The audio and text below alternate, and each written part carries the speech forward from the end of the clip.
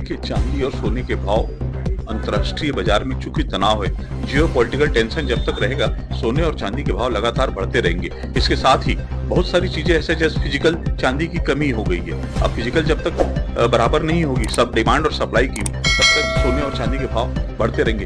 अंतर्राष्ट्रीय स्तर पर बहुत ज्यादा जैसे अमेरिका इसको ग्रीनलैंड को कब्जा करने के लिए बार बार दबाव बनाए हुए है, तो पूरे यूरोपियन देशों पर इसका असर पड़ रहा है। उन्होंने टैरिफ लगाई है, भारत में भी टैरिफ बढ़ाने की बात की है उन्होंने, और ये सब जो टैरिफ वार है, ये इसका भी असर सोने चांदी के भाव में पड़ रहा है। और आगे की स्थिति यह है कि यदि ये स्थितियां बनी रही अंतर्राष्ट्रीय स्तर पर, तो निश्चित तौर पर सोने और चांदी के दाम बढ़ेंगे।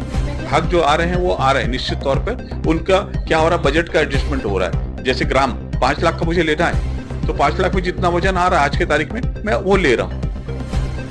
और पहले जितना आता था वो वजन बढ़ जाता था, अभी वजन के हिसाब से उसको समायोजित कर रहे हैं। यही पॉलिटिकल जियोपॉलिटिकल प्रॉब्लम जो है वही मेन कारण है। और ये तनाव की स्थिति जब तक कम नहीं होगी, तब तक भाव स्थिर होने की संभावना नहीं है। हमने अभी भारत की सेंट्रल गवर्नमेंट से भी बोला है, इसमें जो इंपोर्ट ड्यूटी है उसको हटाई जाए, जीएसटी कम की जाए, क्योंकि पहले वॉल्यूम छोटा होता था, अब चूंकि भाव बढ़ने के बाद वॉल्यूम भी बड़ा हो गया है, तो सरकार के फंड में यदि जीएसटी चाहिए तो वो उस वॉल्यूम के हिसाब से उसके 3% जो जीएसटी है उसको 2% किया जाए।